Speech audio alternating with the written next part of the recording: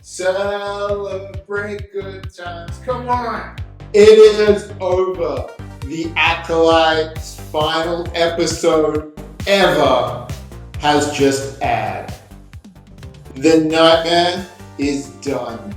The social experiment in trying to enrage the worst elements on the left and the right by Disney through Star Wars is over. Raise a drink. You deserve it. We got through that. So cheers.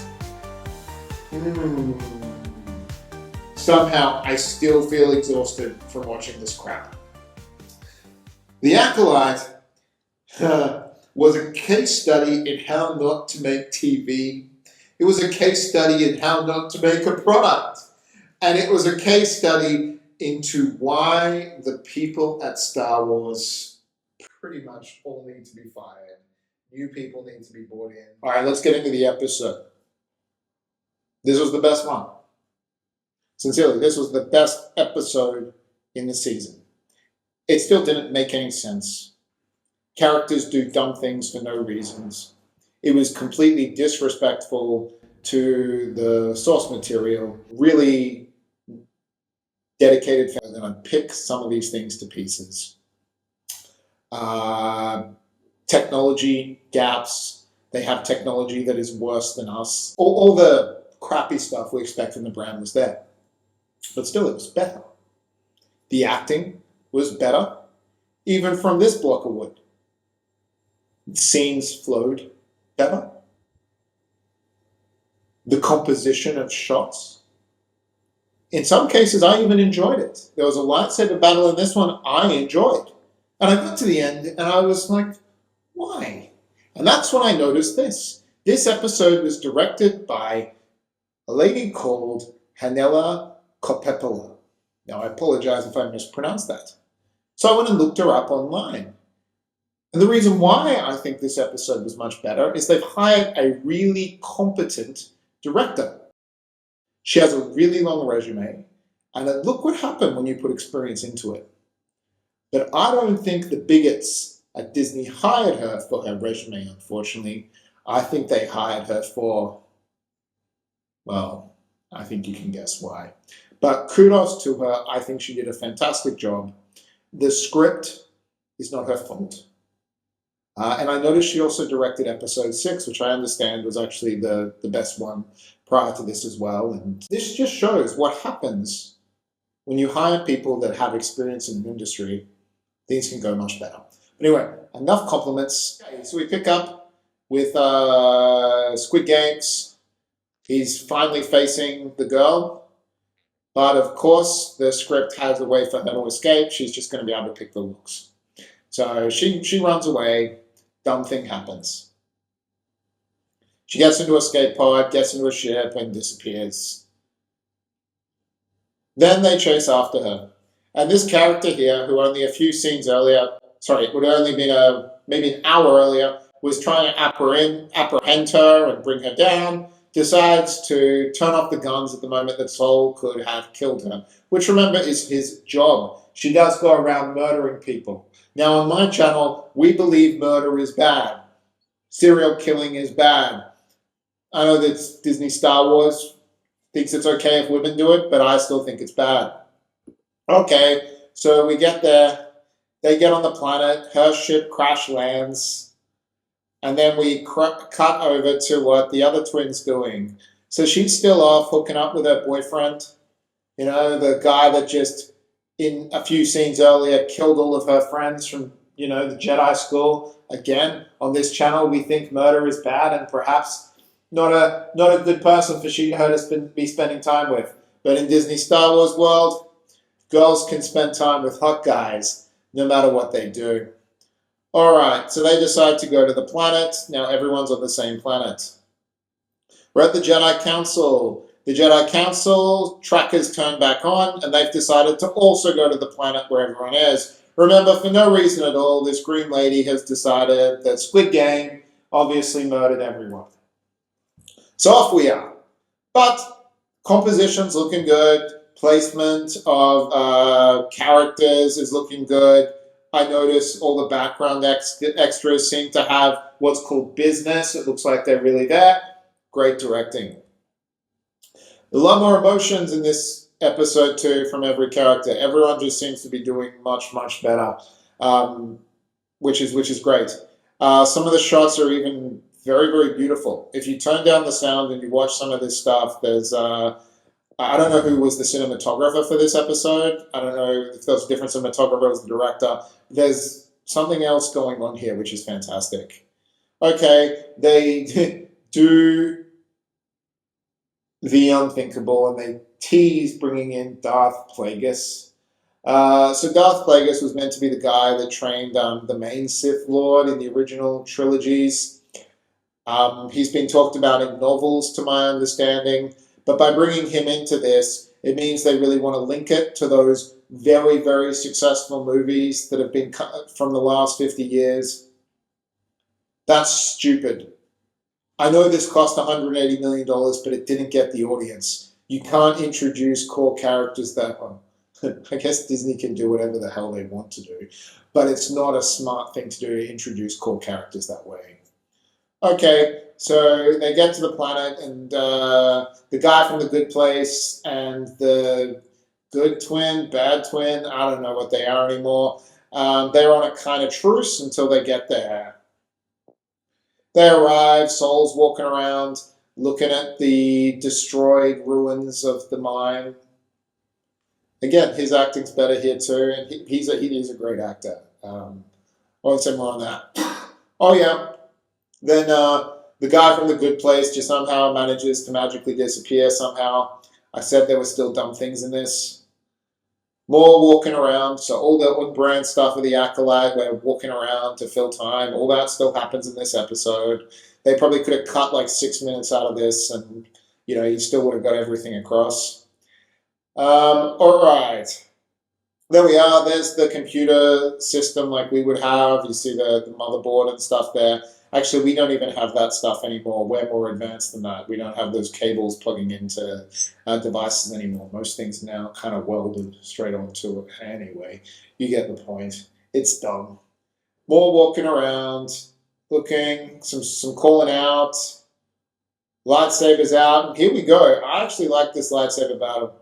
In the whole show, these two actors were the most talented. And I understand they don't really have any scenes together. So it's fantastic to see them in this scene. Considering there's not much dialogue here and one of them has a mask on it as well, they have to really rely on physical acting. And I think the director chose to be quite fair with some of the framing as well. So the Korean actor, he doesn't have his mask on, so he can emote a little bit more, but they still use camera angles that would sort of show both their physical acting abilities. I like this scene. I like this fight.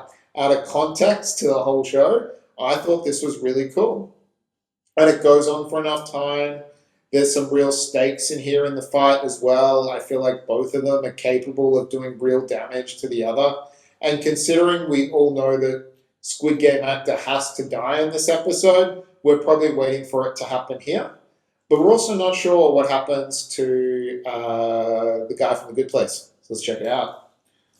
All right, that scene goes on. Jumping ahead, the two sisters decide to hang out with each other in the room where one of them decided to set fire to the stone building. Yeah, that was fun. Okay, they're talking. They do like a kung fu scene that's almost identical. Maybe they're trying to say, hey, because they're meant to be the same person and the magic force baby thing, that they think the same. But to me, it's just stupid. One was trained as a Jedi, the other one was trained by someone in the woods. They should have distinctive fighting styles, but considering all the other problems in this show, not really the biggest one. Okay. Skipping ahead, here we are. Now we're about to see one of the very, very dumb plot things that happens. So the bad one, how do you call them bad one? The one that did the first set of murders, right?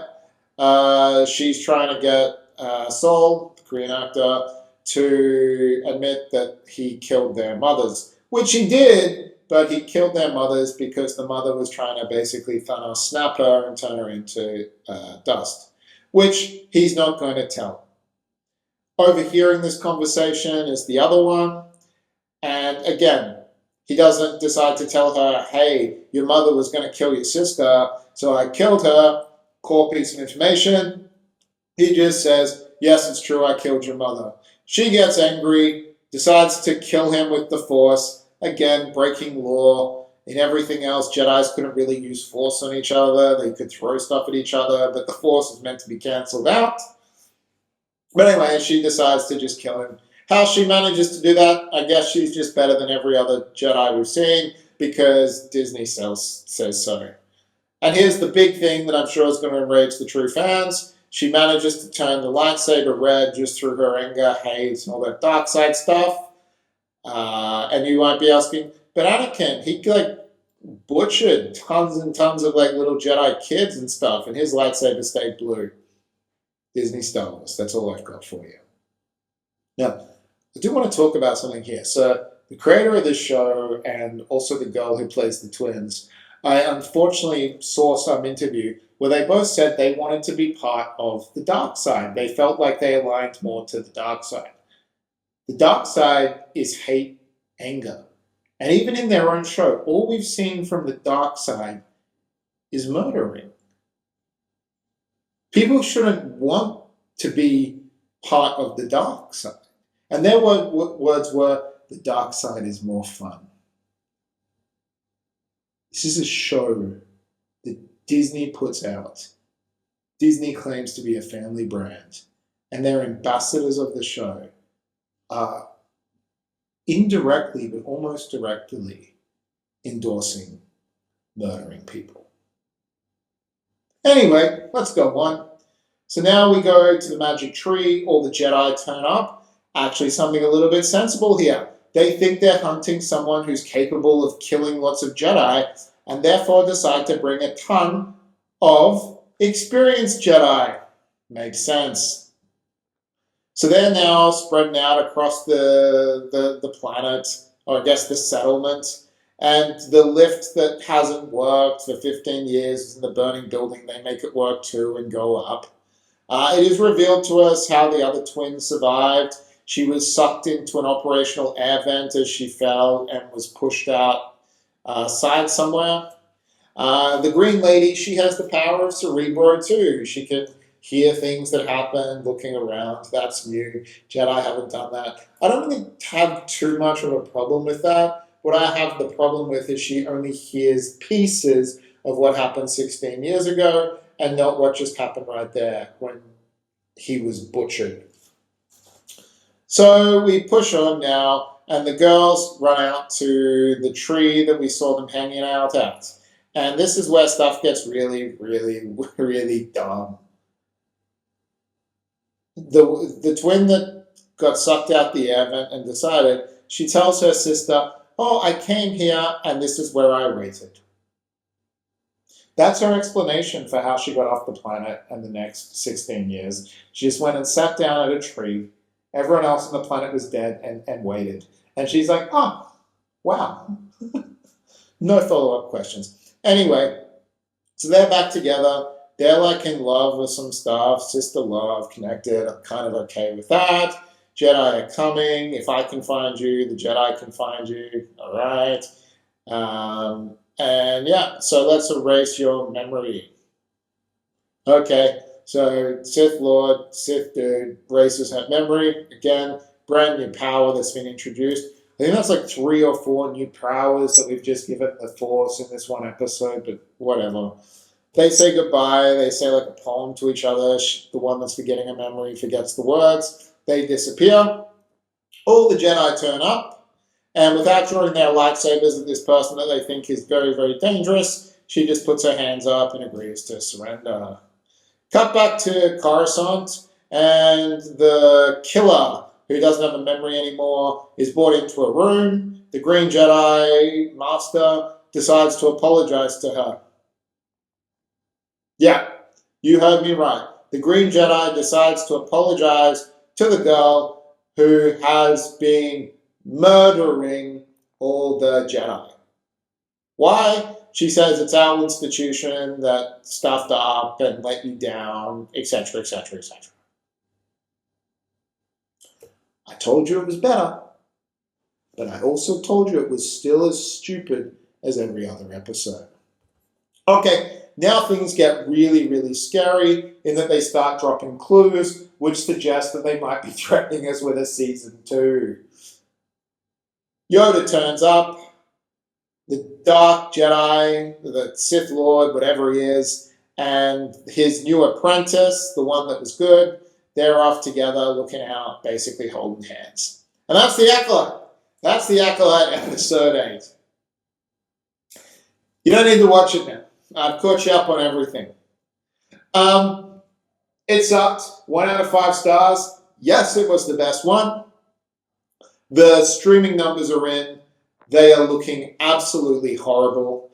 The chances that this show will get a season 2 would be very, very low. I think there was like a 75% drop from week 1 to week 2. And that was a very long time ago. We'll get the numbers out for the coming weeks as well, but it's very unlikely that it picked up. So I think everyone can have a sigh of relief that the Acolyte will go away. And now we just need to watch and see how Disney justifies the disappearance of this program and the disappearance of this story from their Star Wars universe. Anyway, I'm Chubby Bubby. Thanks for watching. And I look forward to reviewing some fun stuff and things I like for you very soon. Oh yeah, like, share, and subscribe.